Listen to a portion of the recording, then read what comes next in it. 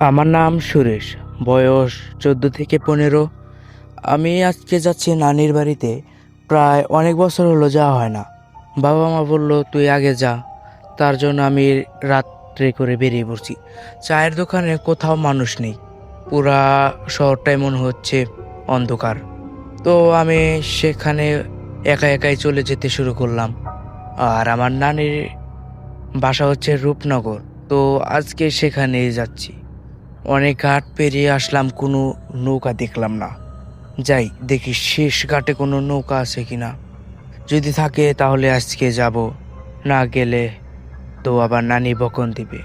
তো আয়সা ঘাটালাকে বললাম, আরে দাদা, রূপনগর যাবেন? ওই নানির বাড়িতে যেতাম। আপনি কি যাবেন এত রাতে? আরে বাবু, রূপনগর তো আমারই গ্রাম।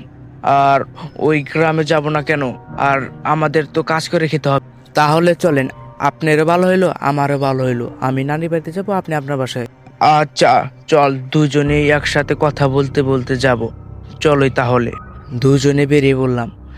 নিস্তব্ধ এক নদী দিয়ে, এক খাল দিয়ে যাচ্ছি।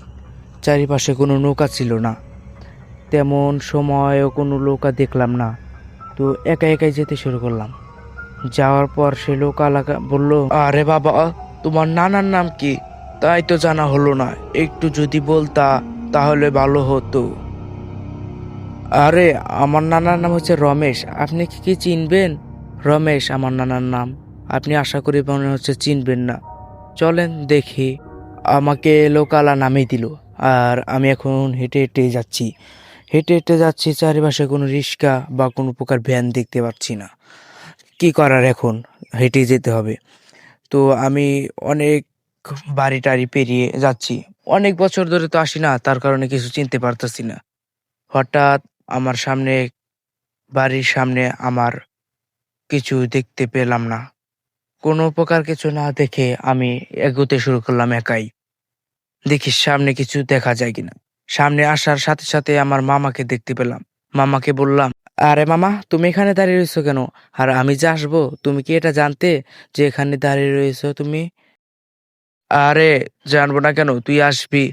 চলোই তাড়াতাড়ি বাড়িতে নো, কারণ এত রাতে কেউ এখানে বাইরে নেই। আর তুই এত রাতে আসছিস কেন? আমাকে তো একটাবার ফোন দিয়ে জানাতে পারতি। তো আমি আর আমার মামা যাচ্ছি নানির বাড়িতে। এরপরে পাঠে কি ঘটবে সবকিছু দেখতে চাইলে কমেন্টে কমেন্ট করু।